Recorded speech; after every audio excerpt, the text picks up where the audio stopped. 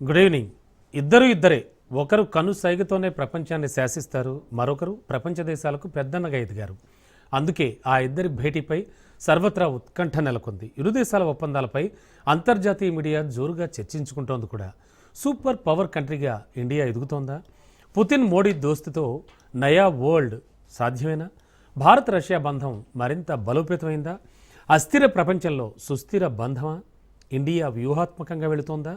అగ్రదేశాలు America రష్యాను Bharat balance చేస్తోందా? Vladimir టూర్తో ప్రయోజనం ఎంత? రష్యన్లకు మోడీ ఎందుకంత ముఖ్యం? అణుబంధంపై ఇవాల్టి స్పెషల్ డిబేట్.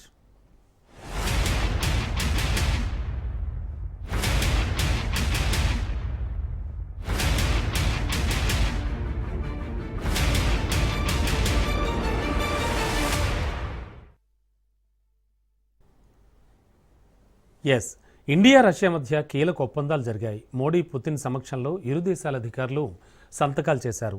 వివిధ రంగాల్లో పరస్పర సహకారానికి ఎంఓయూ కూడా జరిగింది. వలస విధానం, ఆహార భద్రత, వైద్య ఆరోగ్య రంగాలు, కెమికల్ ఫర్టిలైజర్ సరఫరా, సముద్ర ఆహార ఉత్పత్తులపై ఇరు దేశాల మధ్య ఒప్పందాలు జరిగాయి. పుతిన్ నేతృత్వంలో ఇండో రష్యన్ రిలేషన్స్ బలోపేతమైనట్లుగా ప్రధాని మోడీ తెలిపారు. 8 దశాబ్దాల్లో అనేక సవాళ్లను ఎదుర్కొన్నాం, కానీ భారత్ రష్యా మధ్య స్నేహం శాశ్వతంగా ఉందన్నారు. 2030 వరకు ఇరు దేశాల మధ్య అనేక ఆర్థిక సహకార ద్వైపాక్షిక ఒప్పందాలు జరిగాయన్నారు. తమ చిరకాల దోస్తీ పుతిన్ వ్యూహాత్మక విజన్ను ప్రతిబింబిస్తోందన్నారు. భారతదేశం తటస్థంగా లేదని, శాంతి పక్షాన ఉందని స్పష్టం చేశారు మోడీ.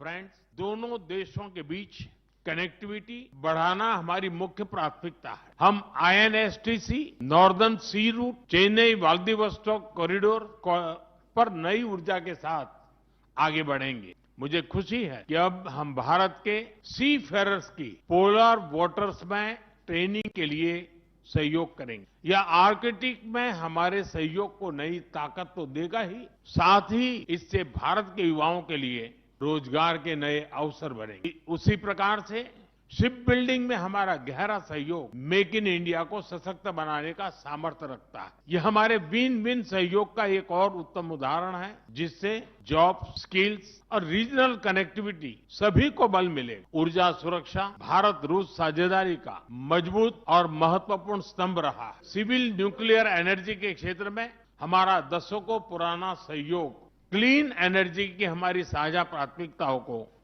सार्थक बनाने में महत्वपूर्ण रहा है.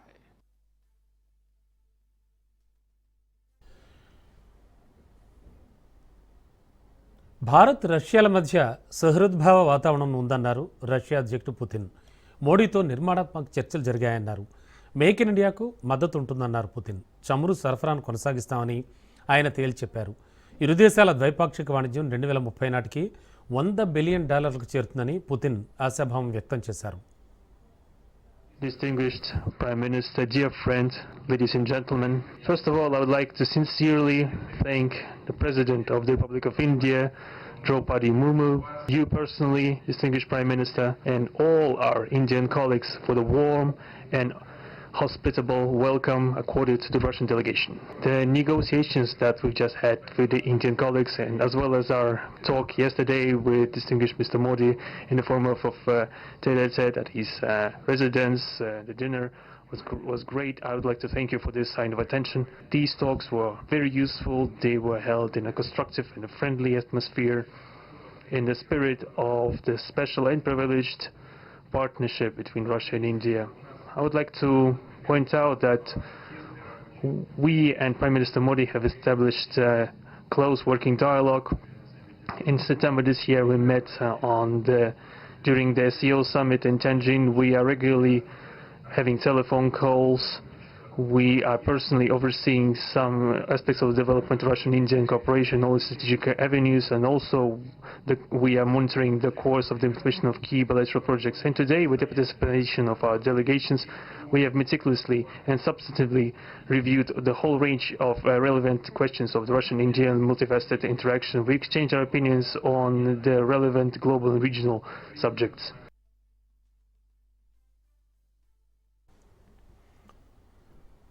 భారత్ రష్యాల మధ్య స్నేహ సంబంధాలకు రక్షణాంశమే ఇప్పటికీ వెన్నెముకగా ఉంది. లాజిస్టిక్స్ విషయంలో పరస్పర సహకారానికి ఒప్పందం కుదిరింది. ఇరు దేశాల సైనిక స్థావరాలను, రేవులను, వైమానిక క్షేత్రాలను పరస్పరం వినియోగించుకోవచ్చు. దీంతో ఇండో పసిఫిక్ నుంచి ఆర్కిటిక్ వరకు కార్యకలాపాలు నిర్వహించగలిగిందిగా భారత్ తయారవుతుంది. హిందూ మహాసముద్ర ప్రాంతంలో రష్యా భౌతికంగా కాలు మోపేందుకు కూడా వీలు చిక్కుతుంది.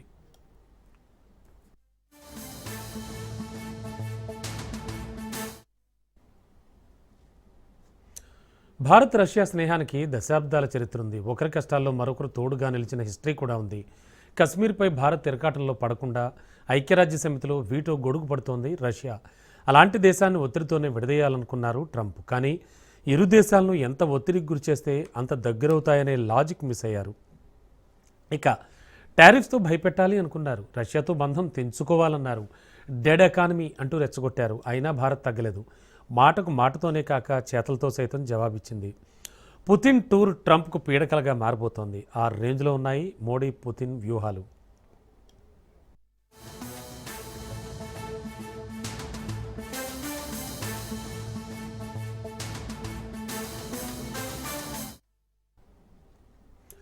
ఓల్డ్ ఫ్రెండ్ భారత్కు రావడంతో డియర్ ఫ్రెండ్ ఖుషి అయ్యారు. 4 ఏళ్ల తర్వాత వచ్చిన ఆ ఓల్డ్ ఫ్రెండ్కు రెడ్ కార్పెట్ పరిచారు. స్వయంగా ఎయిర్పోర్టుకు వెళ్లి స్వాగతం పలికారు. ఆ ఇరువురి వైపే ప్రపంచం కన్నార్పకుండా చూస్తోంది. ఢిల్లీపైనే ప్రపంచమంతా కన్నేసింది. పుతిన్ భారత పర్యటనపై ప్రపంచం ఎందుకంత అటెన్షన్ పెట్టింది? ఇరు దేశాలు చేసుకున్న ఒప్పందాలేంటి? భవిష్యత్తులో రెండు దేశాలు ఏ విధంగా ఉంటాయి? భారత్ రష్యా బంధం మరింత బలపడితే అమెరికాకు వచ్చే నష్టం ఏంటి? ఇవే ప్రశ్నలు సర్వత్రా వినబడుతున్నాయి. Prime Minister, dear friends, ladies and gentlemen, first of all, I would like to sincerely thank the President of the Republic of India, Draupadi Murmu, you personally, distinguished Prime Minister, and all our Indian colleagues for the warm and hospitable welcome accorded to the Russian delegation. Distinguished Mr. Modi, in the form of said at his residence, the dinner was great. I would like to thank you for this sign of attention. These talks were very useful. They were held in a constructive and a friendly atmosphere in the spirit of the special and privileged partnership between Russia and India. Distinguished Prime Minister, dear friends, ladies and gentlemen. Welcome back. ఆ ఇద్దరి భేటీపై సర్వత్రా ఉత్కంఠ నెలకొంది. అలాగే ఆ ఇద్దరి భేటీపై అంతర్జాతీయ media కూడా ఫోకస్ పెట్టింది. ఆ ఇద్దరి భేటీపైనే సర్వత్రా చర్చ జరుగుతోంది. అంటే సూపర్ పవర్ కంట్రీగా ఇండియా ఎదుగుతోందా? ఆ ఇద్దరు ఎవరో ఈ పాటికి మీకు పూర్తిగా అర్థమై ఉంటుంది. ఎస్, పుతిన్ మోడీ దోస్తీతో నయా వరల్డ్ సాధ్యమా? భారత రష్యా బంధం చాలా బలోపేతం అయినట్ట? అస్థిర ప్రపంచంలో ఈ సుస్థిర బంధం అనేది ఇండియా వ్యూహాత్మకంగా అడుగులు వేస్తోందా? అగ్రదేశాలు అమెరికా, రష్యాను భారత్ బ్యాలెన్స్ చేస్తోందా? వ్లాదిమిర్ టూర్తో ప్రయోజనం ఎంత? రష్యన్లకు మోడీ ఎందుకంత ముఖ్యం? ఎస్, అణుబంధంపై ఇవాళ డిబేట్ చేస్తున్నాం మనం. మనకి డిబేట్లో పాల్గొని వారి వెర్షన్స్ వినిపించడానికి మనతో పాటు లింగం యాదవ్ గారు, కాంగ్రెస్ అధికార ప్రతినిధి, అండ్ వెంకటరెడ్డి గారు, బీజేపీ అధికార ప్రతినిధి, and Bandaru Rammohan Rao sir, senior journalist and analyst. వీరు ముగ్గురు కూడా మనతో పాటు డిబేట్లో జాయిన్ అయ్యారు.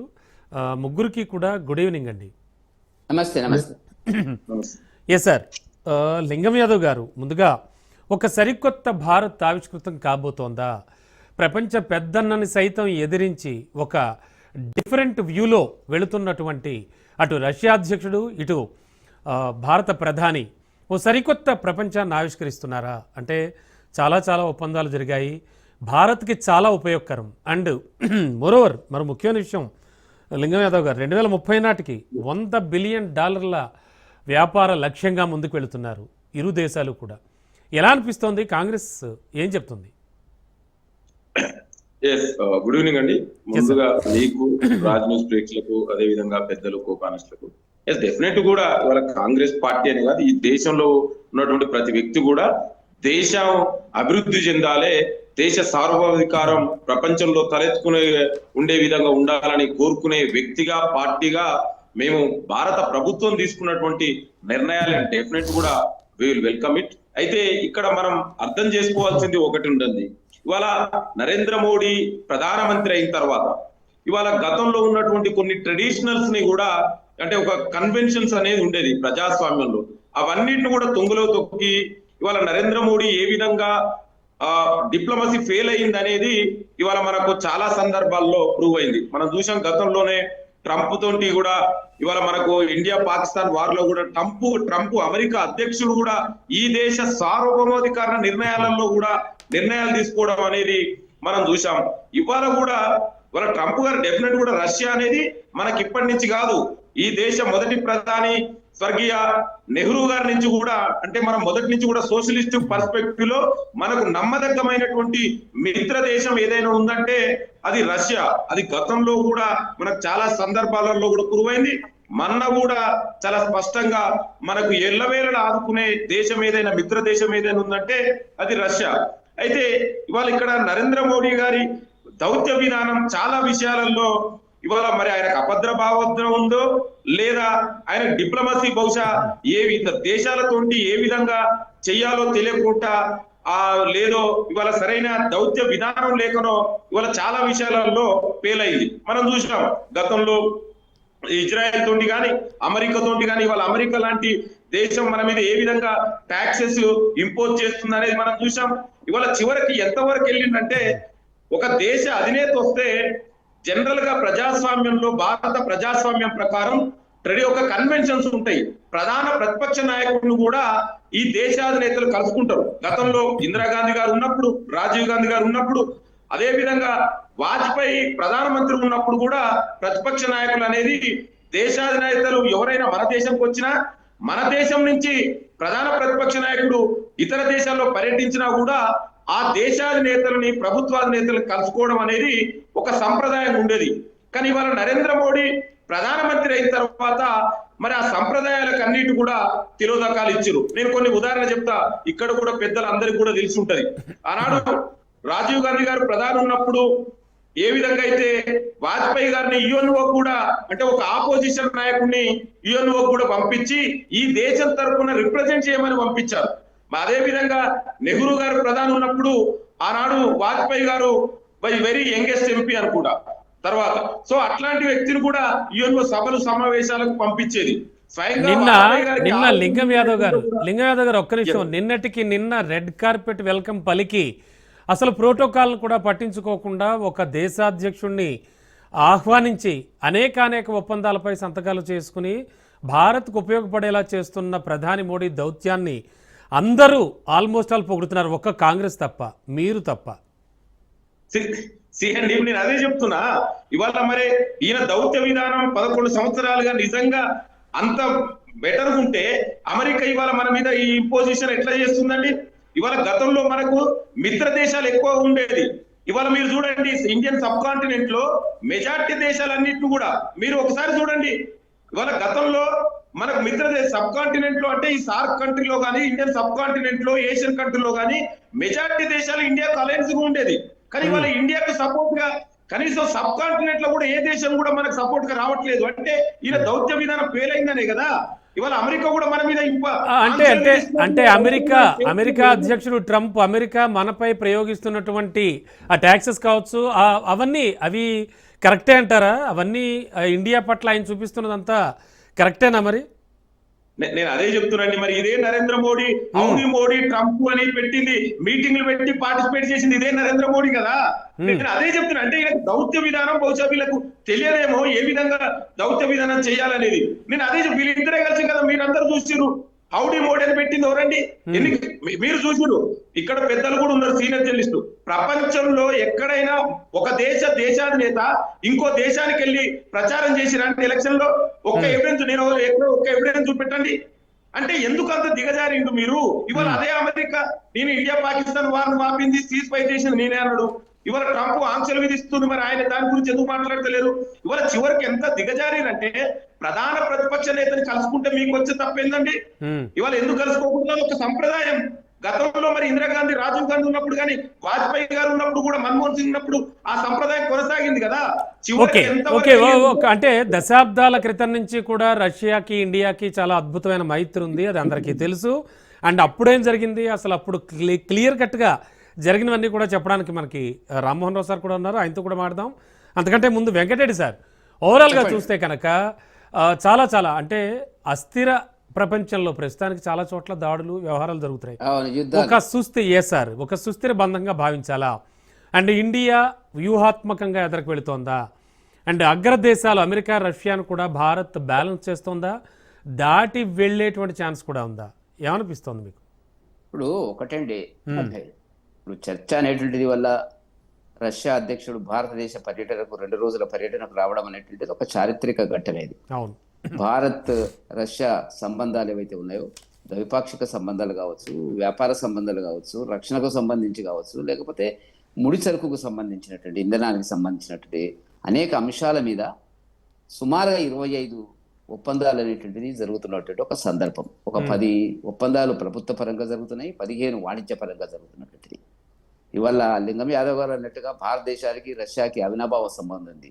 మొట్టమొదటి ఈ దేశంలో ప్రణాళికలు ప్రవేశపెట్టినప్పుడు, పంచవర్ష ప్రణాళికలు 1951లో ప్రవేశపెట్టినప్పుడు రష్యాను నెహ్రూ ఆదర్శంగా తీసుకుని అక్కడి నుంచి వచ్చినటువంటి కొంత సామ్యవాద, పేదలు, అభివృద్ధి, ఈ గ్రామీణ అభివృద్ధి, రకరకాల చర్చల్లో దాంట్లో కాంగ్రెస్ స్థానాన్ని తీసుకున్నటువంటి దాంట్లో అదే ఒరవడి ఇవ్వలటి వరకు కూడా రాజకీయ సిద్ధాంత వైరుధ్యాలు ఉన్నప్పటికీ కూడా మోదీ గారు గత 11 సంవత్సరాలుగా విదేశీ విధానంలో పెద్దగా మార్పేం లేదండి. అది అర్థమైతే ఒక రకంగా ఉంటుంది, అర్థం కాకపోతే విమర్శ కోసమే మాట్లాడుతూ ఒక రకంగా ఉంటుంది. ఏది మారినా మారకపోయినా ఒక 5-10% చేంజెస్ ఉంటాయి తప్ప కాంగ్రెస్ అనుసరించినటువంటి విధానమే ఇప్పుడు కూడా భారతదేశం మోదీ గారి ఆధ్వర్యంలో కూడా నిర్వహించడం జరుగుతున్నటువంటిది. ఇవల్ల దేశమే కాదు ప్రపంచం మొత్తం ఇవల్ల అబ్బురపడి చూస్తున్నటువంటి పరిస్థితి వల్ల మోదీ గారు యొక్క అంతర్జాతీయ సంబంధాలు, వ్యూహాలు, ఎత్తుగడలు అనేటువంటిది గత 11 సంవత్సరాలుగా మనం చూస్తున్నటువంటిది. ఇవాళ ఉక్రెయిన్తో యుద్ధం జరుగుతుంది, ఉక్రెయిన్ దగ్గరికి వెళ్ళి మాట్లాడడం జరిగింది, అదే రష్యాకు వెళ్ళి మాట్లాడడం అనేటువంటిది ఇది సాధారణంగా కనపడదు. ఏ దేశంలో కూడా ఇది ఉండదు. 2 దేశాల మధ్య గత దీర్ఘకాలంగా జరుగుతున్నటువంటి యుద్ధ వాతావరణాన్ని శాంతి చర్చల వైపు తీసుకువెళ్తున్నటువంటి నిజమైన శాంతి కాముకుడు, ప్రపంచ శాంతి కాముకుడు మోదీ అనేటువంటిది ప్రపంచం గుర్తించింది.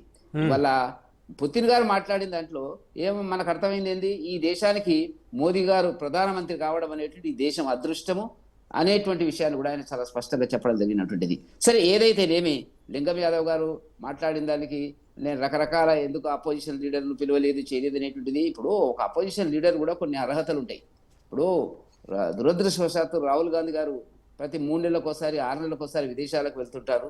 వెళ్ళని ఆయన వ్యక్తిగత అంశము. వెళ్ళిన తర్వాత అక్కడ అమెరికాలోను, లండన్లోను, కెనడాలోను అక్కడ మాట్లాడుతున్నటువంటి ఇవన్నీ కూడా మనకు ఈ దేశానికి మనకు ప్రజలకు తెలుస్తున్నటువంటిది.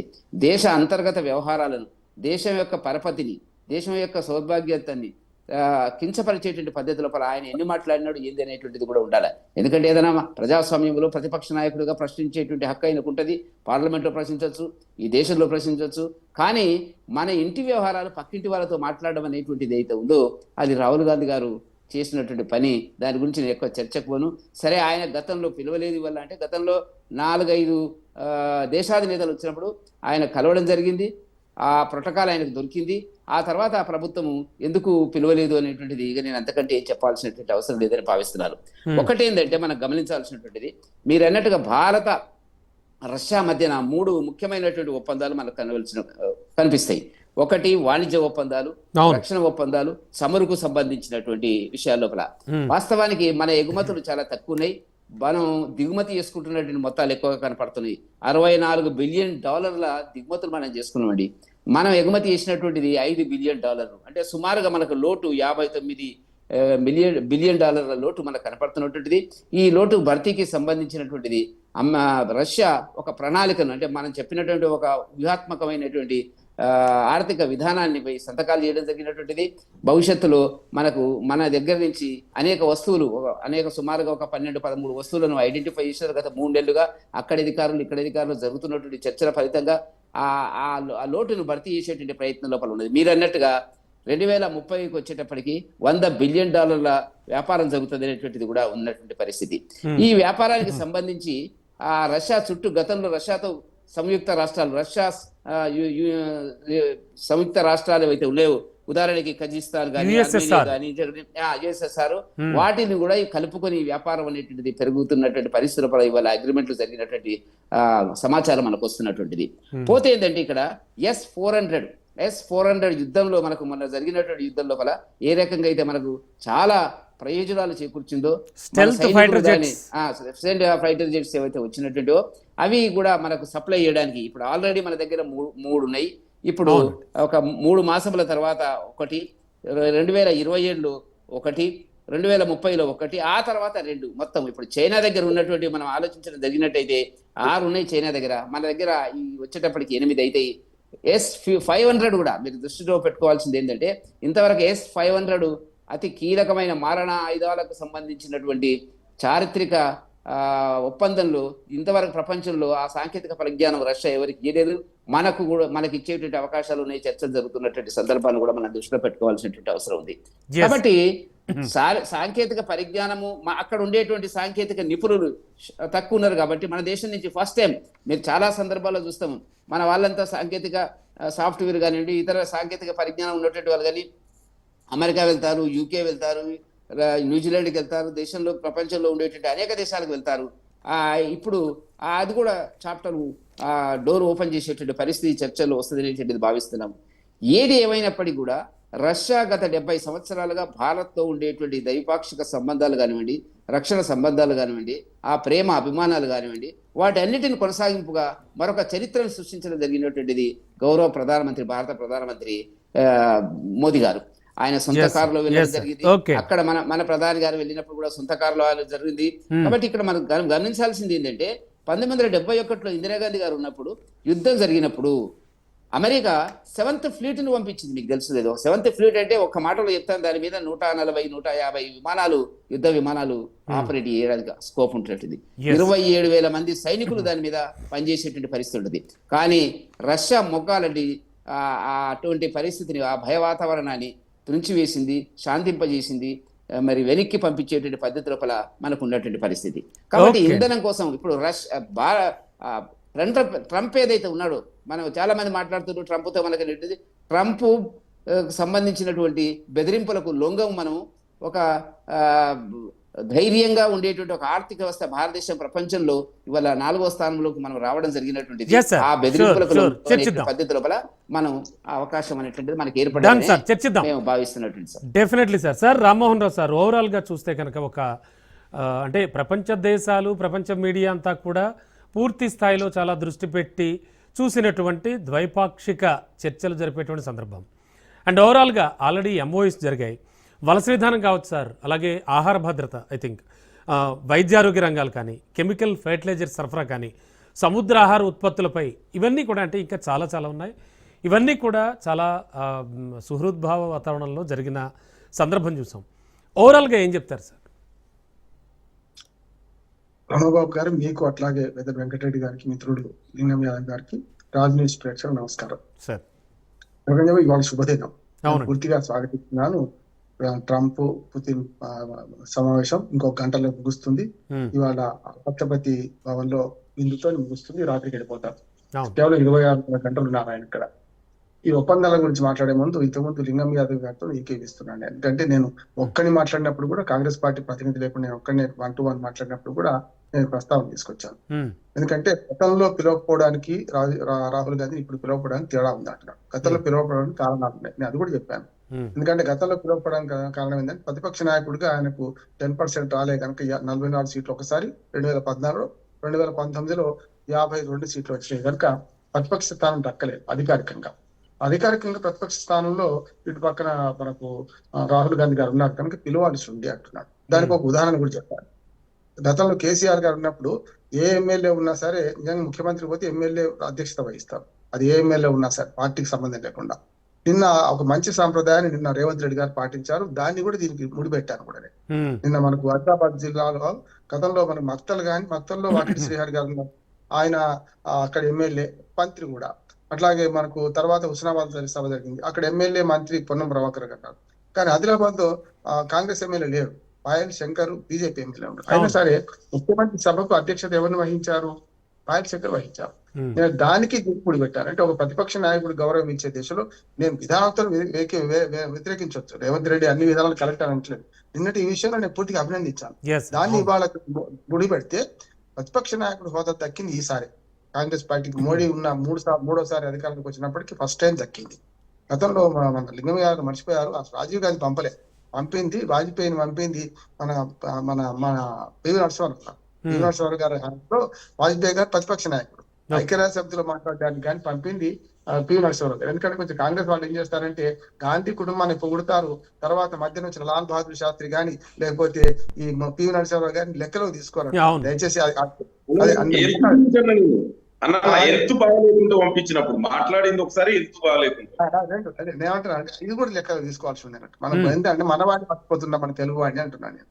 నాకు ఆయన చుట్టం కాదు పక్కం కాదు. నేనేమంటా అంటే చాలా సార్లు కాంగ్రెస్ లో ఇట్లాంటి మనకు అంటే ఎట్లాంటి వారసత్వం లేని వాళ్ళు అవమానించబడుతున్నారు. ఒక రకంగా చెప్పాలంటే కొంతవరకు వాళ్ళు నెగ్లెక్ట్ చేయబడుతున్నారు, అవమానం కానీ నెగ్లెక్ట్ చేయబడుతున్నారు. నేను అందుకని పోలికి చెప్పాను కదా, ఈసారి రాహుల్ గాంధీ కలిసేది ఉండే దానికి ప్రభుత్వం ఏర్పాటు చేయకపోవడం, ఒక రకంగా చెప్పాలంటే ప్రతిపక్షాన్ని సరైన విధంగా గౌరవించకపోవడం. నేను ఎప్పుడు చెప్తుంటాను, భారతంలో ఒక ఉదాహరణ ఉంది.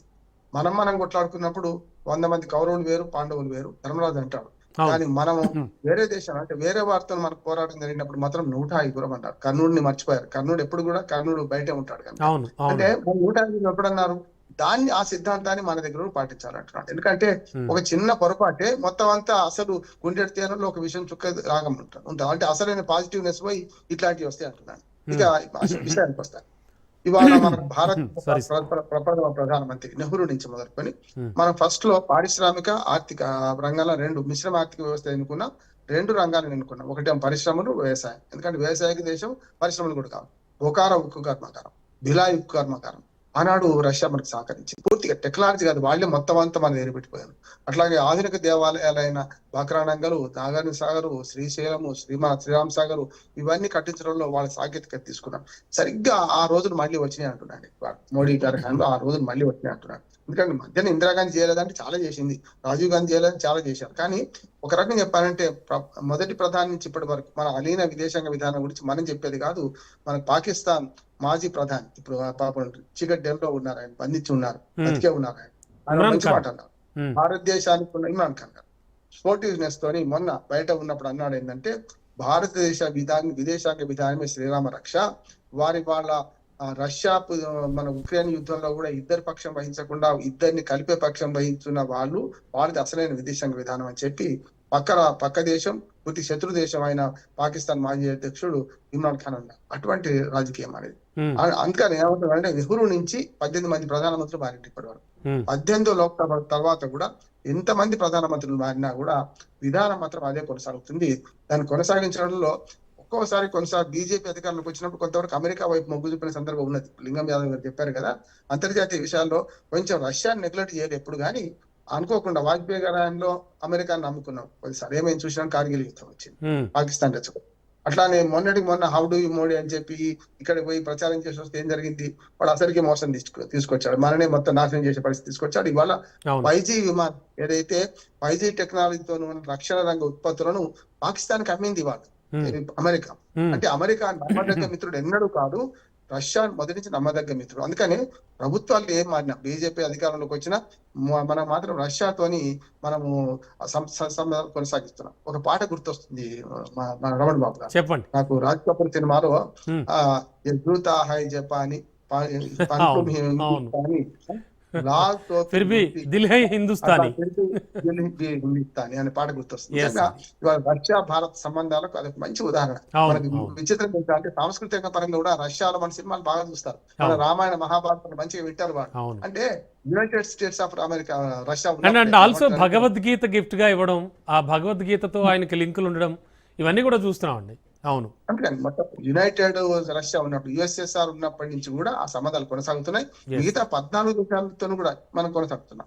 నేను ఈ ద్వైపాక్షిక ఒప్పందం కుదిరించే క్రమంలో నేను మన రష్యా ఉక్రెయిన్ యుద్ధం గురించి మన భారత ప్రధాని ప్రస్తావించడేమో అనుకున్నాను, కానీ ధైర్యంగా ప్రస్తావించారు. అవును అవును సార్, షూర్ సార్. మనం సార్ ఇంకా వెల్కమ్ బ్యాక్. పుతిన్ నేతృత్వంలో నిన్న రాత్రి పుతిన్ వచ్చారు ఇండియాకి. ఆయన నేతృత్వంలో ఇండో రష్యన్ రిలేషన్స్ అయితే బలోపేతం అయినట్టుగా కూడా మన ప్రధాని మోడీ వెల్లడించారు. పలు ద్వైపాక్షిక అంశాలపై అలాగే అనేక అంశాలపై MOUలు కూడా తీసుకున్నారు. ప్రస్తుతానికి రష్యన్ అధ్యక్షుడు వ్లాదిమిర్ పుతిన్ పర్యటన కొనసాగుతోంది. ఇక్కడ మరో గంటలో ఆయన దేశం విడిచి ఆయన రష్యా వెళ్ళిపోతారు. ఆయనకు ఆల్రెడీ మొత్తం రెడ్ కార్పెట్ వెల్కమ్ కూడా పలికారు ప్రధాని మోడీ, మనం చూసాం. ఈ నేపథ్యంలో అనుబంధం అంటూ ఒక ప్రత్యేక డిబేట్ నిర్వహిస్తున్నాం. ఇందులో మనతో పాటు బండారు రామ్మోహన్ రావు గారు, అలాగే లింగం యాదవ్ గారు అండ్ వెంకటరెడ్డి గారు పాల్గొన్నారు. వారి వారి వెర్షన్స్ వాళ్ళు చెప్తున్నారు. రమణ గారు ఒక్క 2 నిమిషాలు టైం ఇవ్వండి. Definitely sir, definitely. అంటే లింగం యాదవ్ గారి వెర్షన్ కూడా తీసుకోవాలి మళ్ళీ. చెప్పండి సార్. చెప్పండి. నేను వ్యతిరేకంగా నేను ఒక మాట చెప్తాను. ఇప్పుడు గత 25 ఏళ్ళుగా పుతిన్ అక్కడ అధికారంలో ఉన్నారు. 25 ఏళ్ళు, 1-2. అవునండి, 25 ఏళ్లలో మన దగ్గర ముగ్గురు ప్రధానమంత్రి. సరే, 8 విమర్శలు మనకు సంబంధం లేదు. మనం వాళ్ళ అంతర్గత వ్యవహారంలో మనం జోక్యం చేసుకోవాలి అంతే. కానీ 25 ఏళ్ళుగా అమెరికా ప్రెసిడెంట్స్ 5 మారిండు. ఇక్కడికి వచ్చే కదా మన దగ్గరకు వచ్చే 3 ప్రధానమంత్రి. ఏ ప్రధానమంత్రి మారినా కూడా ఆనాటి ప్రధాని నెహ్రూ నుంచి మొత్తుకొని ఇప్పుడు మోడీ దాకా కూడా తప్పనిసరి ఆ సంబంధాలు కొనసాగుతున్నాయి. దానికి కూడా ఏంటంటే ఒక సుస్థిరమైన ప్రభుత్వం అక్కడ ఉంది, సుస్థిరమైన ప్రభుత్వం మన దగ్గర 3వ సారి ఎన్నికయ్యాడు. కనుక మొదలు వాజ్పేయి గారు ఉన్నారు, అప్పుడు వచ్చారు. తర్వాత మన్మోహన్ సింగ్ గారు 2 సార్లు అప్పుడు వచ్చారు. ఆ తర్వాత 2021లో మొన్న వచ్చారు. చూసుకుంటే మనకు అర్థమైంది ఏంటంటే ఇక్కడ సుస్థిర నాయకత్వం, అక్కడ సుస్థిర నాయకత్వం ఉంది. కనుక ఇది ప్లస్ పాయింట్ అంటున్నాను. ఎందుకంటే భారతదేశం సంగతి ఆయనకు తెలుసు, ఆయన సంగతి మనకు తెలుసు. ఇప్పుడు 3 ప్రధానమంత్రులు మారినా కూడా ఎక్కడా కూడా పార్టీలు మారగానే మన దేశాంగ విధానం మారదు కదా. రెండోది ఏమంటున్నానంటే ఇవాళ మిలియన్ గోల్స్ కానీ, రేపు సస్టైనబుల్ డెవలప్ మన గోల్స్ కానీ, SDG కానీ సాధించడానికి ఒక 3 ప్రత్యేకమైన మన ఒప్పందాలు కుదిరినాయని నేను అనుకుంటాను. ఇప్పుడు మేక్ ఇన్ ఇండియా సాకారం చేస్తానని పుతిన్ అన్న. ఇప్పుడు 2 చేతులు కలిసినే చప్పట్లు అయితే ఉద్దేశం ఏంటంటే వాళ్ళిద్దరు మాట్లాడుకునే క్రమంలో ఒక 3 కీలకమైన ఒప్పందాలు కుదిరినాయి అంటున్నారు. ఒకటి, మనకు పూర్తి టోడ్కర్ జవాబు. ఇంతకుముందు లింగం గారు అన్నారు కదా, అమెరికాకి ఏం జవాబు చెప్తారు, ఇంతకంటే జవాబు ఇంకోటి ఏం అవసరం లేదు, నువ్వు ఏమన్నా వరకు నువ్వు వండుకది నువ్వు ఏమవుతావు, వరి నువ్వు ఇవ్వాలని చెప్పి అమెరికా అధ్యక్షుడు ధీటైన జవాబు ఇద్దరి ద్వైపాక్షిక సమావేశము ముఖ్యంగా ఇద్దరి ప్రెస్ మీట్ లో తేలిపోయింది అంటున్నాడు. అంటే రష్యా ఒక రకంగా జవాబు ఇచ్చింది, అమెరికా భారత్ కూడా ఒక రకంగా జవాబు ఇచ్చింది. ఇద్దరు కలిసి సంయుక్తంగా జవాబు ఇచ్చారు. సంయుక్త విలేకరుల సమావేశం చూస్తే చాలా అంశాలు లెక్కకు వచ్చినాయి అంటున్నాం. ఒకటి ఏంటంటే మనకు ముఖ్యంగా మనకు రక్షణ ఒప్పందంలో బ్రహ్మోస్ క్షిపణి మనకు ఒక మంచి ఉదాహరణ. రక్షణ శాఖ ఒప్పందంలో మనం 70% రష్యాయే వాడతాం ఇప్పటికి కూడా ఇప్పుడు ఆయుధాలు. కానీ అమెరికా అంతకంటే అడ్వాన్స్ ఆయుధాలు పాకిస్తాన్ పక్కనే ఇచ్చింది. ఇప్పుడు పాకిస్తాన్ చూడండి మొత్తం ఎయిర్లైన్స్ ప్రైవేటీకరణ చేసింది, చూసింది కదా పాకిస్తాన్ మనకు. అంటే ఈ మంత్ లోనే వేలం కూడా వేయబోతున్నారు దాన్ని. అవును, రష్యా ఇండియా మైత్రితో కలుపుకొని RIC, రష్యా, ఇండియా, చైనా వీటి భద్రత చూసుకుంటే ఇవాళ భారతదేశం మనకు ఒక ధీటైన ఒక సవాలు విసురుతుంది ప్రపంచానికి మేము కూడా ఉన్నామని. అందుకనే రష్యా ఉక్రెయిన్ యుద్ధం గురించి ప్రస్తావించి ధైర్యం చేసినాం. రెండోది, ఇద్దరు కూడా మనం వ్యతిరేకిస్తలేదు. ఇప్పుడు ఉక్రెయిన్ అధ్యక్షుడు వ్యతిరేకించాలి, కానీ మోడీ మన ట్రంప్ ఏం చేసిండు మొదటి నుంచి కూడా, అయితే రష్యా అధ్యక్షుడు బెదిరిస్తారు, ఒకసారి ఉక్రెయిన్ అధ్యక్షుడు బెదిరిస్తారు. చూస్తున్నాం కదా, మీకు పిట్టపోరు పిలిచింది. మనకి ఎలాంటి స్వార్థం లేదు. మనం ఈ మొత్తం సమావేశాన్ని ఆహ్వానించాలి. ఈ సమావేశంలో జరిగే ఒకటి, ఇప్పుడు అపశృతులు కొన్ని వస్తాయి, కానీ విపక్ష పార్టీగా మన దేశం గురించి వేరే దేశాలు మాట్లాడొద్దు. ఇంట గెలిచి రచ్చ గెలవాలంటే మనమైతే ఇంట్లో కొట్లాడుకుందాం, కానీ బయట కొట్లాడొద్దు అని ప్రతిపక్షంలో. Sure sir. ఒక్క నిమిషం. లింగం యాదవ్ గారు, ఓవరాల్గా సారీ సార్, ఇటు బీజేపీ వెర్షన్ విన్నారు, అలాగే సార్ చెప్పిన రామ్మోహన్ రావు సార్ చెప్పింది విన్నారు. ఓవరాల్గా అంటే యుఎస్ఏకి ముఖ్యంగా ట్రంప్కి జవాబు చెప్పకనే చెప్పారు అంటున్నారు ఆయన.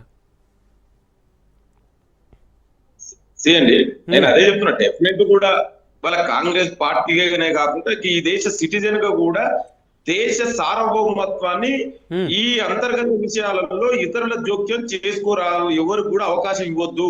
ఇది గతంలో ఈ దేశంలో ఎంతో మంది ప్రధానులు, అది ఏ పార్టీ, కాంగ్రెస్ పార్టీ అయినా జనతా పార్టీ అయినా, గతంలో బీజేపీ నుంచి వాజ్పేయి గారు ప్రధానమంత్రి ఉన్నా కూడా ఈ దేశ సావర్నిటీలో ఎవరు అంటే ఇతర దేశ వాళ్ళు ఎంటర్ కాలేదు. కానీ ఇవాళ మరి నరేంద్ర మోడీ ఆధ్వర్యంలోనే ఇప్పుడు ఆయనే నరేంద్ర మోడీ చెప్తుండు ప్రపంచంలో ఇవాళ ఇక్కడ కూడా చెప్తుండు 4th లార్జెస్ట్ ఎకానమీ అని. ఇవాళ ఏ ఎకానమీ జరుగుతుంది ఎట్లుంది అనేది మళ్ళీ దాని గురించి నేను ఓదలుచుకోవాలి. ఇవాళ మనందరికీ కూడా తెలుసు ఇవాళ డాలర్ తోటి రూపాయి ఏ విధంగా పతనం అవుతుంది. ఇవాళ మన గతంలో ఎట్లుంది. కానీ లింగం యాదవ్ గారు చిన్న కరెక్షన్, ఇవాళ రూపాయి బలపడింది. హలో లింగం యాదవ్ గారు వినబడుతోందా? ఇవాళ రూపాయి బలపడింది. ఇవాళ అదే చెప్తున్నాండి. అంటే ఇవాళ 90 రూపీస్ దాకా ఎట్లా పోయిందండి డాలర్ 90 రూపీస్ దాకా. అంటే ఇవాళ ఎక్కడో ఇవాళ నరేంద్ర మోడీ గారికి ఈ డిప్లొమసీ విషయంలో ఎక్కడో బహుశా సరైన అవగాహన లేకపోవడం బీజేపీ కేంద్ర మంత్రులకు, నరేంద్ర మోడీకి. ఇవాళ మీరు చూడండి, ఏ విషయంలో అయినా కూడా ఇవాళ గతంలో చాలా విషయాలలో కూడా నరేంద్ర మోడీ గారు ఇట్లాంటివే తప్పిదాలు జరుగుతున్నాయి. అయితే నేను ఏమన్నా దేశ రక్షణ విషయానికి వచ్చినప్పుడు రష్యా అనేది మన మొదటి నుంచి మిత్ర దేశం. ఎవరున్నా కూడా వాళ్ళ ఏ ప్రభుత్వాధినేత దేశాన్ని ఏలుతున్నా కూడా ఏ పార్టీ నుంచి అయినా కూడా రష్యా అనేది మనకు మిత్ర దేశం ఎల్లప్పుడూ. ఇవాళ మనకి ఇప్పుడే పెద్దలు చెప్పారు, రక్షణ రంగంలో అయితే మిగ్ లాంటి బ్రహ్మోస్ లాంటి మెజార్టీ అన్ని కూడా మనం రష్యా నుంచే దిగుమతి చేసుకున్నాం. ఇవాళ రక్షణ ఒప్పందాలు, వాణిజ్య ఒప్పందాలు, అదే విధంగా ఇతర ఇంధన ఒప్పందాలు డెఫినెట్ కూడా దేశ ఆ భద్రత కోసం నరేంద్ర మోడీ ఏ నిర్ణయం తీసుకున్నా మేము వెనకాల ఉంటాం. కానీ అట్ ద సేమ్ టైం మీరు ఈ దేశాన్ని అంతర్గత విషయంలో ఇతర దేశాధినేతల జోక్యాన్ని మీరు దయచేసి మీరు వాళ్ళకి అవకాశం ఇవ్వకండి. ఇది దేశ అంతర్గత భద్రత సార్వభౌమాధికారికి సంబంధించినటువంటి విషయము. రెండొక విషయం అయితే నాకు ఒకటి కూడా అనిపిస్తుంటది, ఇవాళ రష్యా పుతిన్ గారు ఈ దేశానికి రావడం కొత్త కాదు, మనం రష్యాకి వెళ్ళడం మనకు కొత్త కాదు. కానీ నాకు ఇక్కడ చిన్న డౌట్ ఏమొస్తుందంటే, బహుశా నరేంద్ర మోడీ గారు పుతిన్ గారిని ఏదైనా ఆదర్శంగా తీసుకుంటారేమని నాకు చిన్న భయం వేస్తుందండి. ఎందుకంటే ఒక ప్రజాస్వామ్యవాదిగా, రాజ్యాంగవాదిగా ఇవాళ రష్యాలో పుతిన్ గారు, రష్యా మనకు నమ్మకతే మిత్ర దేశమే కాదని నేను, కానీ పుతిన్ గారు ఇవాళ దాదాపు 25 సంవత్సరాలుగా రష్యాలో ఏకఛత్రాధిపత్యం ఏ విధంగా చేస్తుండో ఆ వ్యక్తిని ఆదర్శంగా తీసుకుంటేనే ఈ దేశానికి ప్రమాదం ఉందనేది నాకు బహుశా. ఎందుకంటే నరేంద్ర మోడీ గారి యొక్క విధానాలు చూస్తుంటే ఎప్పుడు కూడా పుతిన్ గారికి దగ్గర కంటే సిమిలారిటీ ఉన్నట్టు కనబడుతుంటది. మరి ఈ దేశంలో ఇవాళ మీరు చూస్తున్నారు, ఇవాళ ప్రధాన ప్రతిపక్ష నాయకుడు ఒక రాజ్యాంగబద్ధంగా ఈ దేశంలో ప్రజాస్వామ్యం ప్రకారం ప్రతిపక్ష నాయకుడు కలవకుండా, ప్రతిపక్ష నాయకుడు ఇతర దేశాలకు వెళ్ళినప్పుడు కూడా అక్కడ దేశాధినేతలకు ఫోన్ చేసి ప్రతిపక్ష సరే కాదు లింగం యాదవ్ గారు, ఇప్పుడు ఆల్రెడీ చేసుకున్న ద్వైపాక్షిక ఒప్పందాలు కావచ్చు, ఎంఓయూస్ కావచ్చు, ఇవన్నీ కాంగ్రెస్ స్వాగతిస్తోందా? వాటికి సంబంధించి ఏం చెప్తారు? నేను ముందే నా ఫస్ట్ స్టేట్మెంట్ ఇచ్చాను. నేను స్టార్టింగ్ లో మీరు చూడండి, నేను ఏమన్నా దేశ భద్రతకు సంబంధించి మేము ప్రభుత్వం ఏ నిర్ణయం, ఇవి నరేంద్ర మోడీ ఈ దేశ ప్రధానండి. మేము డెఫినెట్ కూడా దేశ రక్షణకు అంతర్గత విషయంలో మేము ఈ దేశ ప్రధాని ప్రభుత్వం వైపు ఉంటాం. కానీ మీరు ఈ దేశ అంతర్గత సార్వభౌమాధికార విషయాలలో ఇతరుల జోక్యానికి మీరు అవకాశం ఇవ్వకండి. ఇవాళ ట్రంప్ గారు ఏ విధంగా చేసిరో చూడు. ఇవాళ అమెరికా ఇండియా పాకిస్తాన్ వార్ లో సీజ్ ఫైర్ చేసిందని నేనే అని చెప్తుండు. ఇప్పటి వరకు ఈ దేశ ప్రధాని ఓపెన్ గా ఖండించలేదు. అదే నేను అంటున్నాను, నేను ఇంతకు ముందు కూడా అదే చెప్పాను, అదే అన్నాను. ఏంటంటే ట్రంప్ విషయం మనకు తెలియంది కాదు, ఇండియా మీద విషం కక్కుతున్నాడు. చేయండి మరి నరేంద్ర మోడీ ఎందుకు ఓపెన్ గానే, ఎందుకు ట్రంప్ గారు అన్నారు ఎన్నో సార్లు, మొన్న కూడా అన్నారు. మరి నరేంద్ర మోడీ దేశ ప్రధాని కూడా ఓపెన్ గా చెప్పొచ్చు కదా, ఎందుకు చెప్పలేకపోతుండు? ఎవరికి భయపడుతున్నాడు? ఇది సార్వభౌమాధికారమైన దేశం, సావర్నిటీ దేశం. నువ్వు ఎందుకు మాట్లాడలేకపోతున్నావు? ట్రంప్ కు డైరెక్ట్ గా నీ జోక్యం లేదు, మేమే సొంత నిర్ణయం తీసుకున్నామని నరేంద్ర మోడీ గారు ఇప్పటి వరకు ఎక్కడైనా ఒక్క స్టేట్మెంట్ మీరు చూపించగలుగుతారా? అంటే ఎవరికి భయపడుతున్నాడు? నేను దాని గురించి ప్రశ్నిస్తున్నా. ఈ దేశ రష్యా తోటి ఏ ఒప్పందాలు చేసుకున్నా డెఫినెట్ కూడా మేము స్వాగతిస్తాం. మాకు ఈ దేశం ముఖ్యం, ఈ దేశ రక్షణ రంగాన్ని బలోపేతం చేయవలసిన అవసరం ఉంది. డెఫినెట్ కూడా దాని మీద మీరు బడ్జెట్ పెంచండి. ఇవాళ మరి ఇదే నరేంద్ర మోడీ ఎందుకు బడ్జెట్ ఇవాళ చూడు, మీరు తీసుకొచ్చి ఇవాళ అగ్నివీర్లను తీసుకొచ్చి పెట్టిరు, పర్మనెంట్ సెక్యూరిటీ ఇవాళ 1/1 పెన్షన్ 1 ర్యాంక్ అడుగుతున్నారు. మీరు సైనికులకు కూడా వాళ్ళకు కూడా మనోధైర్యం కల్పించండి, వాళ్ళకు కూడా శాలరీలు పెంచండి. దేశ రక్షణ విషయంలో ఎక్కడ కూడా కాంప్రమైజ్ కావద్దనే మా సిద్ధాంతం కదా. ఓకే వెంకటరెడ్డి గారు వెర్షన్ ఇద్దాం. షూర్ లింగం యాదవ్ గారు, షూర్ ఒక్క సెకండ్. అందరినీ ఉంచుకొని ఒక మంచి నిర్ణయం తీసుకుంటే మీ వెనకాల మేము ఉంటాం. ఓకే ఒక్క నిమిషం వెంకటరెడ్డి గారు, ఓవరాల్ గా అమెరికాతో మన విధానం బాగోలేదు అంటున్నారు, అమెరికాతో మన విధానం అలా ఉండదగ్గది కాదు అంటున్నారు ఆయన. అండ్ ఇంకా చాలా విషయాలు చెప్పారు, విన్నారు మీరు. అండ్ రామ్మోహన్ రావు సార్ చెప్పిన కూడా విన్నారు. వెంకటరెడ్డి గారు, ఇప్పుడు ఒక్కటండి, ప్రపంచం మొత్తం ఇలా పుతిన్ మోదీ ద్వైపాక్షిక సమావేశం గురించి కళ్ళప్పగించి చూస్తున్నటువంటి, ఇది కాదండి, ఇంటర్నేషనల్ చాలా వరల్డ్ లెవెల్ ఛానల్స్ చూశాను, చాలా గొప్పగా తీసుకుంటున్నట్టు ఒక సందర్భం. ఇవాళ వ్యక్తిగత విమర్శలు రాజకీయంగా అది అనేటటువంటిది సందర్భం కాదు. ఇవాళ నేను మాట్లాడొద్దు అనుకున్నా. ఈ దేశ ప్రతిపక్ష నాయకుడు ఇంతకుముందు చెప్పినట్టుగా విదేశాలకు వెళ్ళి ఏం మాట్లాడేటటువంటిది ప్లే ఏమంటే చేస్తే చెప్పమంటే చెప్తాను, ఏం మాట్లాడుతున్నాడు. ఇప్పుడు మన ఇంట్లో మా భార్య భర్తల మధ్య ఉండే కొట్లాట ఏదైనా ఉంటది, ఉండదు, సహజం, ప్రతి కుటుంబంలో ఉంటది కదా. అవును. పక్కింటోళ్ళతోని మనం ఏ వరకు చెప్పొచ్చు, ఏది చేయకూడదు అనేటువంటి పద్ధతి లోపల ఉమ్, ఇవాళ రాహుల్ గాంధీ గారిని ఈ సమావేశానికి పిలవకపోవడానికి కారణం ఏంటంటే ఆయన ప్రవర్తిస్తున్నటువంటి తీరు. ఓట్ చోరీ అంటాడు, గద్దె చోడు అంటాడు, చౌకీదార్ చోరు అంటాడు. ఉమ్, ఒక ప్రతిపక్ష నాయకుడు మాట్లాడాల్సిన భాషన ఇది. నేను మాట్లాడదనుకున్న వాస్తవానికి లింగమయ్య గారు మాట్లాడిన తర్వాత అదే పద్ధతిలో మాట్లాడుతున్న సందర్భం లోపల ఉమ్, ఇవన్నీ చూసిన తర్వాత గతంలో 5-6 దేశాధినేతలు వచ్చినప్పుడు పిలిచినారు, వెళ్ళినాడు, కలిసినాడు, వచ్చినాడు. అవును. మరి ఇప్పుడు విలకపోవడానికి కారణం ఏంటనేటువంటిది సరే నా వరకు అయితే సమాచారం లేదు, కానీ నేను అనుకుంటున్నటువంటిది ఏంటంటే ఆయన ప్రవర్తిస్తున్నటువంటి తీరుతెన్నులు ఏవైతే ఉన్నాయో అది ఆ రకంగా ఉండేటువంటి అవకాశం ఉంటుందని చెప్పి నేను భావిస్తున్నాను. వ్యక్తి కేంద్రంగా మాట్లాడతాడు, ఆదాని గురించి మాట్లాడతాడు. ఇదానంటే మాట్లాడాల్సింది టాటాలు, బిర్లాలు, ఆదాని, మోదీ గారి ఇవి నేను మాట్లాడదలుచుకోలేదు వాస్తవానికి. కానీ ఒకటి మాత్రం గుర్తుంచుకోండి, ట్రంప్ను ఎందుకు ఇంత అంతర్జాతీయ రాజకీయాలు ఎత్తుగడల్లో వ్యూహాల లోపల ఇవాళ ఇందిరాగాంధీ కంటే ఎక్కువ మించిపోయినటువంటి పరిస్థితి. ఇందిరాగాంధీ ఓడివాడుతున్నాను, ఇందిరాగాంధీ కంటే అలీన రాజ్యాంగ విధానంలో మించిపోయినటువంటి వ్యక్తి అలా మోదీ గారు అనేటువంటి చాలా స్పష్టంగా నేను చెప్పదలిచాను. ఇందిరాగాంధీ కూడా ఒక స్థాయిలో వెలిగినటువంటి పరిస్థితి, ఆయనలో ఉన్న పరిస్థితి వేరు. ఇవాళ ప్రపంచంలో అనేక దేశాల లోపల యుద్ధాలు జరుగుతున్నటువంటి పరిస్థితి వేరు. కాబట్టి మోదీ గారి యొక్క వ్యూహాత్మక ఎత్తుగడలు అంతర్జాతీయంగా ఆర్థికంగా మనం బలపడ్డం, ఒక పెద్దన్నగా అండ్ ముఖ్యంగా వెంకటరెడ్డి గారు ఒక్క విషయం మేక్ ఇన్ ఇండియాకు మా మద్దతు ఉంటుంది అని చెప్పారు పుతిన్. అంటే మేక్ ఇన్ ఇండియా అనేది ప్రపంచవ్యాప్తం కాబోతుందా, ఎలా చూడాలి ఈ విషయాన్ని?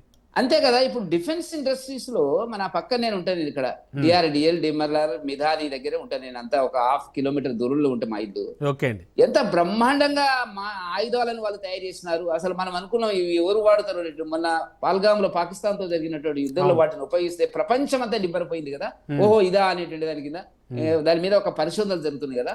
కాబట్టి చాలా జాగ్రత్తగా మీరు ఒకసారి చూడండి, వారానికి 15 రోజులకు ఒకసారి గౌరవ ప్రధానమంత్రి గారు విదేశాల పర్యటనకు, చిన్న దేశం పెద్ద దేశం అనుకున్న అన్ని దేశాలు, చివరికి పక్కన ఉండేటువంటి బంగ్లాదేశ్ కు సంబంధించినటువంటి, పాకిస్తాన్ కు సంబంధించినటువంటి ఇష్యూ ఇక్కడ ఏదో మతపరమైన అని మాట్లాడుతుంటారు జనరల్ గా.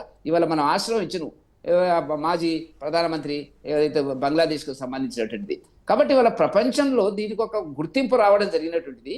సరే దాన్ని భరించలేక ఇప్పుడు దీంట్లో రాజకీయంగా చాలా కాంగ్రెస్ మాట్లాడుతున్నది ఏంటంటే ఎవ్వరు ఊహించని ఎత్తుకు ఇవాళ అంతర్జాతీయ రాజకీయాలలో కానీ అంతర్జాతీయ ఎత్తుగడల్లో కానీ సంబంధాలలో కానీ ఈ పుతిన్ మోదీ యొక్క పర్యటన యొక్క ఒప్పందాల యొక్క దాంట్లో ఎదగడం జరిగినటువంటిది. కాబట్టి వాళ్ళకి ఇబ్బంది పడితే పడుతుండొచ్చు వాళ్ళు, ఎవరు కాంగ్రెస్ పార్టీ. సరే దానికి ఎవడేం చేయలేడు, కాకపోతే కలిసి వచ్చేటువంటి పద్ధతిలో ఉంటే బాగుంటుంది అనేటువంటి పరిస్థితి. ఇప్పుడు వాజ్పేయిని పంపించినారు, వాజ్పేయి ఒక అపోజిషన్ లీడరు, విలువలు కలిగినటువంటి అపోజిషన్ లీడర్ కాబట్టి పంపించుంటారు.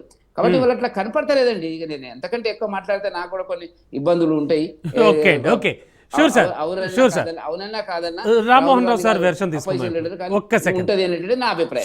Sure sir. Rammohan Rao sir, ముఖ్యంగా భారత్ రష్యాల మధ్య స్నేహ సంబంధాలని ఒక్కసారి మనం క్లియర్ కట్గా పరిశీలిస్తే ఒక కీలకమైన అంశం, ఖచ్చితంగా ఒక టార్గెటెడ్ అంశం ఏమైనా ఉంది అంటే ఫస్ట్ ప్లేస్లో ఏ అంశం చెప్తారు సార్? మొట్టమొదటిది డాలర్ బలోపేతం కాకుండా రూపాయి విలువ ఇచ్చే ప్రయత్నం చేశారంటున్నాను. మీరు పెంకలలో చూస్తే ఆ వాణిజ్య ఒప్పందాలు చూసుకుంటే లోకల్ కరెన్సీని మనం వాడుకుందాం. ఇప్పటికీ డాలర్ మార్కం రేటే పెరుగుతుంది, డాలర్ ని మారుస్తున్నాం. మన బిజినెస్ లోకల్ కరెన్సీలను చేద్దామని డిసైడ్ అయ్యారు. ఎస్ సార్, ఫస్ట్ కీలకమైన ఏంటంటే బ్రిక్స్ సదస్సులో గతంలో బ్రిక్స్ లో మన ప్రయత్నం చేసింది. కానీ అమెరికా ఎంత దుర్మార్గమైన దేశం అంటే గతంలో యూరో కరెన్సీ వచ్చింది కదా, యూరో కరెన్సీ మొత్తం విచ్ఛిన్నం చేసి ఆ దేశాల నుంచి ఒక్కొక్కటి విడ్రా అయిపోయింది. యూరో కరెన్సీ వచ్చినప్పుడు డాలర్ బలోపేతం కాకుండా ఆపే ప్రయత్నం చేశారు. యూరో కరెన్సీని ఎట్లా విచ్ఛిన్నం చేస్తారో మనం మొదలే ఆదివారం హంసపాద అన్నట్టు మనం మొదటి రోజు మనం మాట్లాడినప్పుడు బ్రిక్స్ తీర్మానం చేయగానే బ్రిక్స్ దేశాలను కూడా బెదిరించి చేశారు. అందుకని జరుగుతుంది ఇవాళ యూరోపియన్ ప్రపంచము ఇవాళ ఒక ఆర్టికల్ రాసింది మన నిన్న.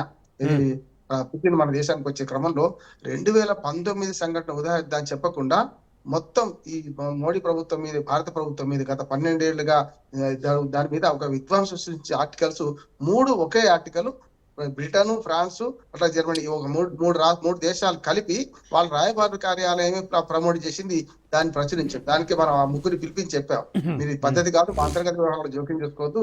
ఈ ఆర్టికల్ 2019 పరిస్థితులు పట్టుకొని ఇవాళ మీరు పుతిన్ వస్తున్న సందర్భంగా దీన్ని బాగా ఫోకస్ చేశారని కొన్ని వర్గాలు ఇప్పటికీ దేశద్రోహం చేస్తున్నాయి ఈ పని. కనుక బయటపడింది ఫేక్ ఏంటి అసలేందని. వాళ్ళ ఆర్టికల్ ఎప్పటిదో దాన్ని నిన్న ప్రచురించి మళ్ళీ కొత్తగా వాళ్ళు దాన్ని ప్రమోట్ చేసే ప్రయత్నం చేశారు.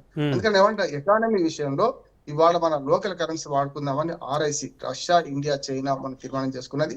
అట్లాగే ఇవాళ ఈ సంయుక్త సమావేశంలో 3 విషయాలు మనకి మోడీ గారు కూడా ప్రస్తావించారు. ఏమనంటే మనకు ఈ ఒక్క ఐక్యరాజ్య సమితే కాదు, మిగతా వ్యవస్థలు బలపడాలంటే బ్రిక్స్ గురించి ప్రస్తావించారు. బ్రిక్స్ అధ్యక్షుడు భారతదేశం తీసుకోవాలని కూడా అన్నారు. G20 దేశాల గురించి ప్రస్తావించారు, సార్క్ దేశాల గురించి ప్రస్తావించారు.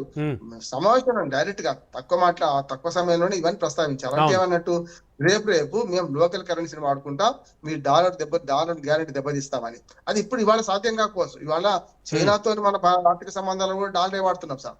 మనం ఏదైనా చైనా మనకు సప్లై చేసిన, మనం చైనాకి ఇచ్చిన డాలరే వాడుతున్నాం. నిజంగా ఈ 3 దేశాలు అనుకుంటే ప్రపంచ జనాభాలో 40% జనాభా, 40% పైగా జనాభా ఈ 3 దేశాలే అయితే. మనమే 280 కోట్ల జనాభా 2 దేశాలే ఉన్నాయి కదా, భారత్, చైనా. ఇంకొక 35-30 కోట్ల, అదే 320 కోట్ల జనాభా అయినప్పుడు మొత్తం 800 కోట్లే కదా.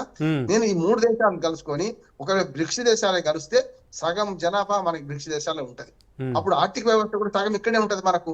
యూరోపియన్ దేశాలు కూడా అమెరికా కొమ్ము కాస్తూ మనకు ద్రోహం చేస్తున్నాయి. పేరుకు ఇప్పుడు బ్రిటన్ మనకు అనుకూలం అనుకుంటాం, కూడా తప్పు చేస్తుంది. మనం అది అమెరికాకు కొమ్ము కాసే దేశాలు ఇవాళ రష్యాతో మన స్నేహాన్ని. అండ్ సార్ మరో కీలక అంశం సార్, కశ్మీర్ పై ప్రతి ఒక్క కంట్రీ వాడు మాట్లాడుతూనే ఉంటాడు. ఏదో ఒక విషయంలో భారతం మీద విషం కక్కుతూనే ఉంటారు, ఏ కంట్రీ వాళ్ళైనా సరే అఫ్ కోర్స్. కానీ ఐక్యరాజ్య సమితిలో వీటో గొడుగు పడుతోంది రష్యా. ఏమంటారు మీరు దానికి? ఎలా చూడాలి దీన్ని? అదే కదా. ఇప్పుడు ఇంకోటి కూడా మనకు ఇవాళ ఇంకొక ముఖ్యమైన విషయం, మనకు మత తీవ్రవాదం మీద, లేకుంటే ఇంకో మన మాదక ద్రవ్యాల మీద,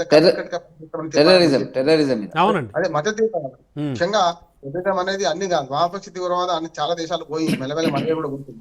కానీ మత తీవ్రవాదం మొత్తం అందరికి వర్తిస్తుంది. మొన్న పాకిస్తాన్ లో బాంబు పేలి వాళ్ళు చనిపోయారు కదా, చూసినాం కదా. అయితే ఈ దేశంలో మత తీవ్రవాదాన్ని అరికట్టడానికి అందరు కలిసికట్టుకు కృషి చేద్దాం అనుకున్నారు. అట్లాగే ఆర్థిక వ్యవస్థ బలోపేతం కాబట్టి ఒక దేశం ఇంకో దేశానికి దన్ను ఇస్తేనే అవుతుందని చెప్పి దాని మీద కూడా చేశారు.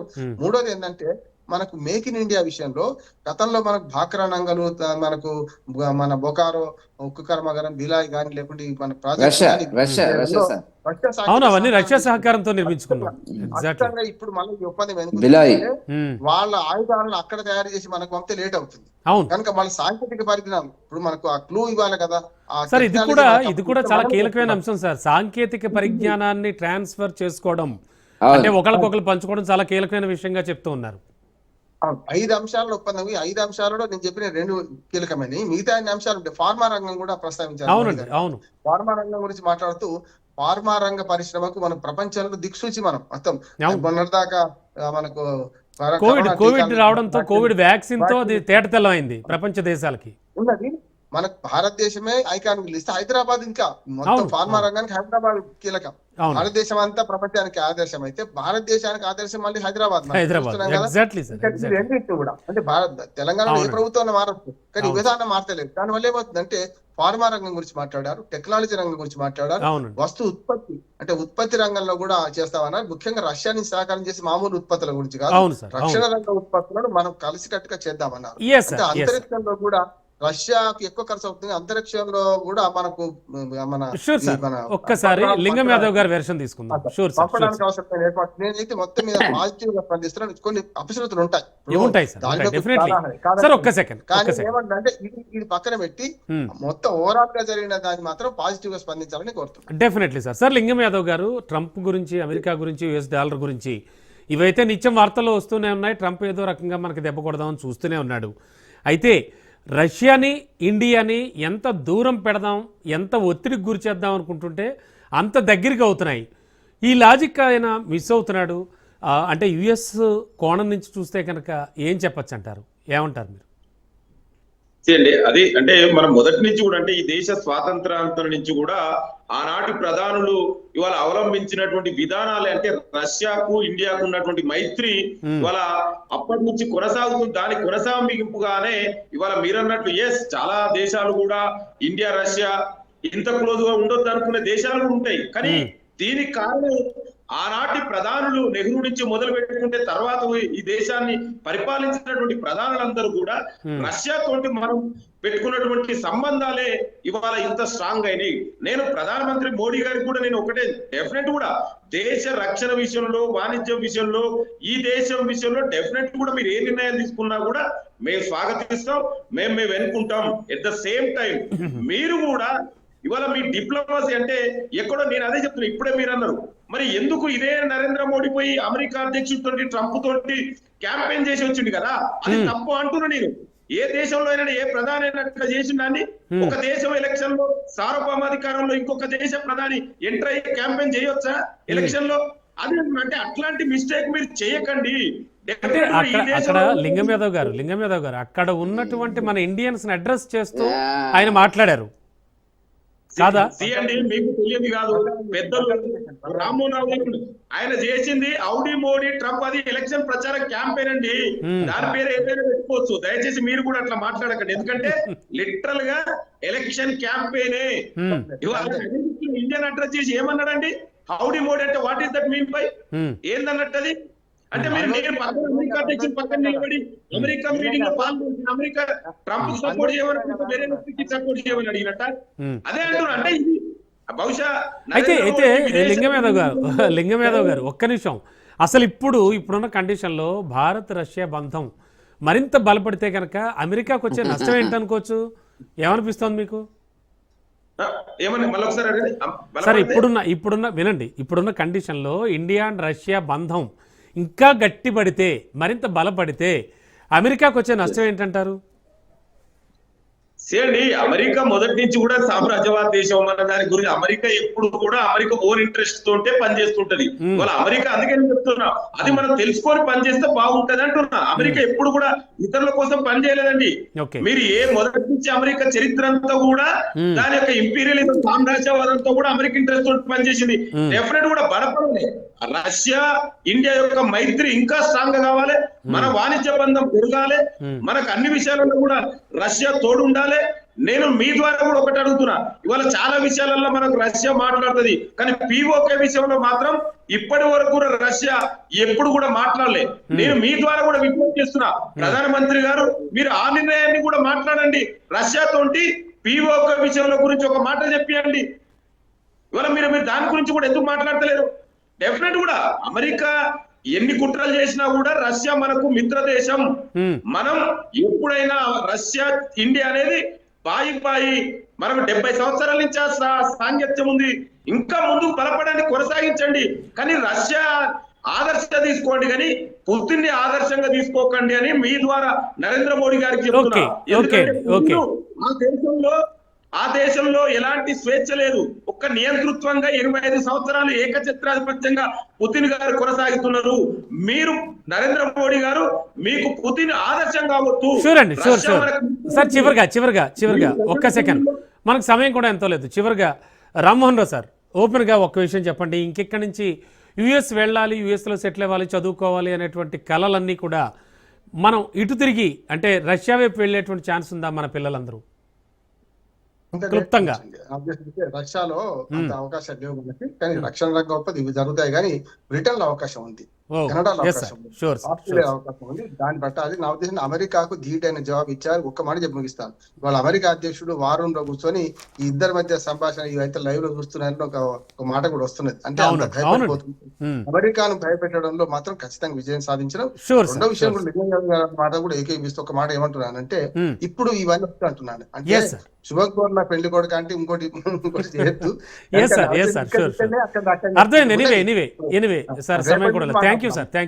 Thank you so much sir, Rammohan Rao sir and లింగం యాదవ్ గారు, వెంకటరెడ్డి గారు, thank you so much. So ఇది వాళ్ళ స్పెషల్ డిబేట్. మరి కాసేపట్లో న్యూస్ బులెటిన్ ప్రసారం అవుతుంది. చూస్తూనే ఉండండి రాజ్ న్యూస్.